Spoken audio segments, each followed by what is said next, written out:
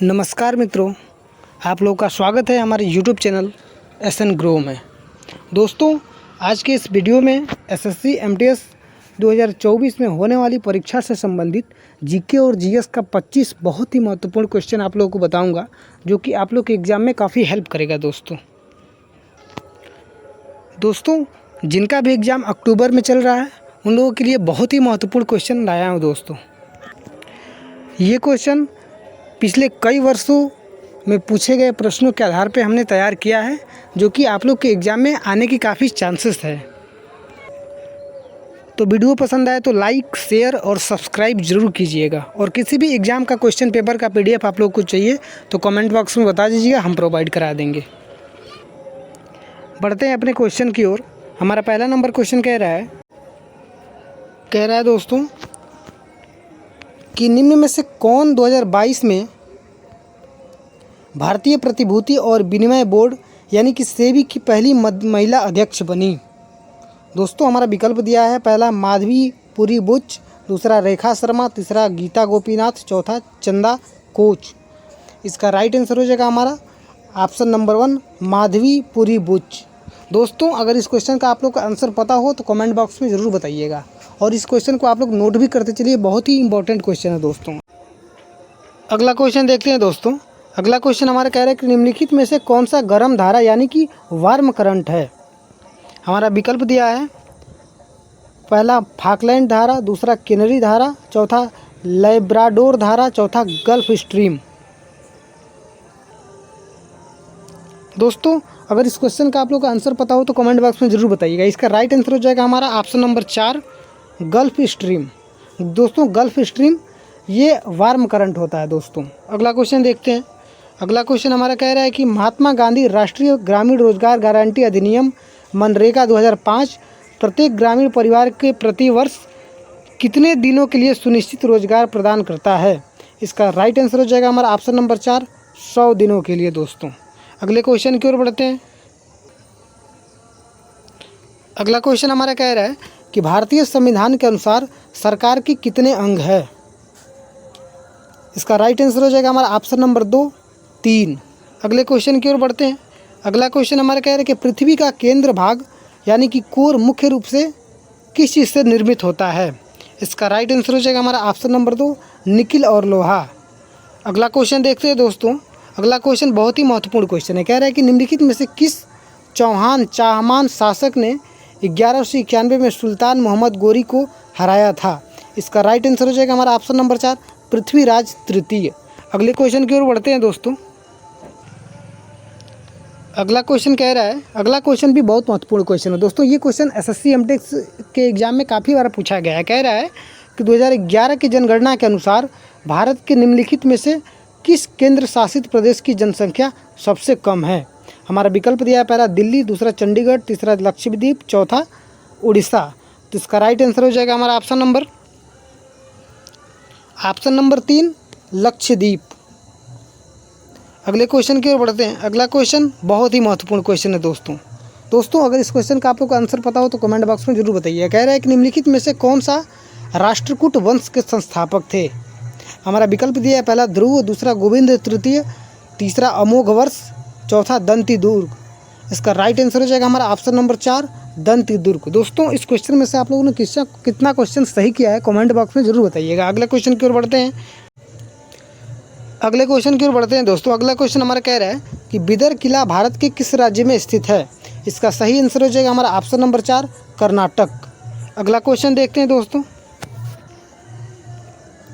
अगला क्वेश्चन हमारा कह रहा है कि जुलाई 2021 में खादी प्राकृतिक पेंट के ब्रांड एम्बेसडर निम्नलिखित में से कौन बने।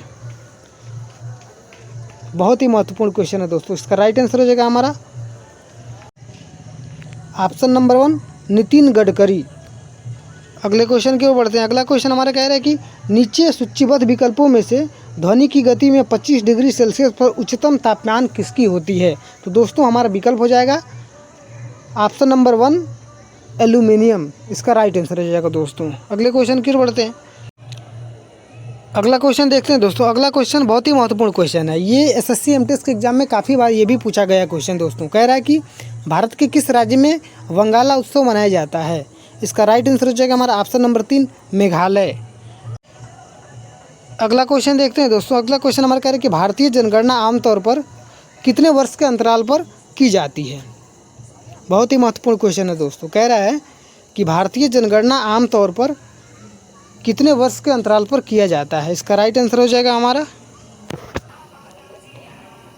ऑप्शन नंबर 3 10 वर्ष। दोस्तों हर 10 वर्ष पे भारतीय जनगणना कराया जाता है। अगले क्वेश्चन की ओर बढ़ते हैं।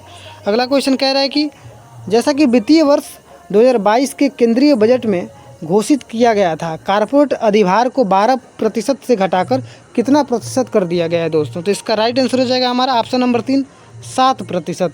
दोस्तों इस क्वेश्चन को आप लोग नोट भी करते चलिए। ये क्वेश्चन एसएससी एमटीएस के एग्जाम में अल्टरनेट पूछे जाते हैं दोस्तों। अगला क्वेश्चन देखते हैं। अगला क्वेश्चन कह रहा है कि 2011 की जनगणना के अनुसार भारत की साक्षरता दर निम्नलिखित में से किस परास यानी कि रेंज के अंतर्गत आता है? इसका राइट आंसर हो जाएगा हमारा ऑप्शन नंबर 3 70% से 75% के बीच दोस्तों। अगले क्वेश्चन की ओर बढ़ते हैं।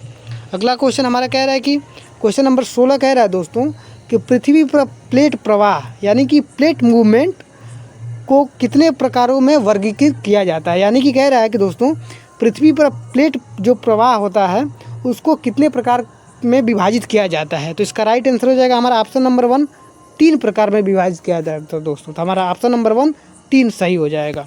अगले क्वेश्चन की ओर बढ़ते हैं। अगला क्वेश्चन कह रहा है दोस्तों कि अप्रैल 2022 तक उपलब्ध जानकारी के अनुसार हॉकी मैच की कुल अवधि कितनी होती है? दोस्तों बहुत ही महत्वपूर्ण क्वेश्चन है। ये क्वेश्चन एसएससी एमटीएस के एग्जाम में काफ़ी बार पूछा गया। कह रहा है कि अप्रैल 2022 तक उपलब्ध प्राप्त जानकारी के अनुसार हॉकी मैच की कुल अवधि कितनी होती है? इसका राइट आंसर हो जाएगा हमारा ऑप्शन नंबर 1 60 मिनट। अगले क्वेश्चन देखते हैं दोस्तों। अगले क्वेश्चन की ओर बढ़ते हैं। अगला क्वेश्चन हमारा कह रहा है कि भारतीय संविधान ने किस संविधान में संशोधन की प्रक्रिया गृहीत की है? इसका राइट आंसर हो जाएगा हमारा ऑप्शन नंबर 3 दक्षिण अफ्रीका। अगले क्वेश्चन की ओर बढ़ते हैं। अगला क्वेश्चन हमारा कह रहा है कि निम्नलिखित में से किस प्रतियोगिता में भारत ने ग्रीष्मकालीन ओलंपिक 2020-2021 में आयोजित किया गया है और स्वर्ण पदक जीता था? इसका राइट आंसर हो जाएगा हमारा ऑप्शन नंबर 4 भाला फेंक। अगला क्वेश्चन कह रहा है कि एलेला कराडी किस भारतीय राज्य का आदिवासी नृत्य है? इसका राइट आंसर हो जाएगा हमारा ऑप्शन नंबर 1 केरल। अगले क्वेश्चन की ओर बढ़ते हैं। अगला क्वेश्चन बहुत ही महत्वपूर्ण क्वेश्चन है दोस्तों। ये क्वेश्चन एसएससी एमटीएस के एग्जाम में काफ़ी बार पूछा गया है। कह रहा है कि वर्ष 1991 की एलपीजी रणनीति में एल का तात्पर्य क्या है? बहुत ही महत्वपूर्ण क्वेश्चन दोस्तों। अगर इस क्वेश्चन का आप लोग का आंसर पता हो तो कमेंट बॉक्स में ज़रूर बताइएगा। कह रहा है कि वर्ष 1991 में एलपीजी की रणनीति में एल का क्या अर्थ है? इसका राइट आंसर हो जाएगा हमारा ऑप्शन नंबर 3 लिबरलाइजेशन। अगले क्वेश्चन की ओर बढ़ते हैं। अगला क्वेश्चन हमारा कह रहा है कि निम्नलिखित में से कौन सा दर्पण एकेडमी ऑफ परफॉर्मिंग आर्ट्स के सह संस्थापक हैं? इसका राइट आंसर हो जाएगा हमारा ऑप्शन नंबर 4 मृणालिनी साराभाई। अगले क्वेश्चन की ओर बढ़ते हैं। अगला क्वेश्चन कह रहा है दोस्तों कि आयतन के अनुसार वायु में नाइट्रोजन का प्रतिशत लगभग कितना है? ये भी बहुत महत्वपूर्ण क्वेश्चन है दोस्तों। ये एसएससी एमटीएस के एग्जाम में काफ़ी बार पूछा गया है। कह रहा है कि आयतन के अनुसार वायु में नाइट्रोजन का प्रतिशत कितना होगा? तो इसका राइट आंसर हो जाएगा हमारा ऑप्शन नंबर 1 78%। दोस्तों 78% वायु में नाइट्रोजन की मात्रा होती है दोस्तों ये रहा एसएससी एमटीएस के एग्जाम में बार बार पूछे जाने वाले जीके और जीएस का बहुत ही महत्वपूर्ण प्रश्न, जो कि आप लोग के एग्जाम में काफ़ी हेल्प करेगा। तो वीडियो पसंद आए तो लाइक शेयर और सब्सक्राइब जरूर कीजिएगा।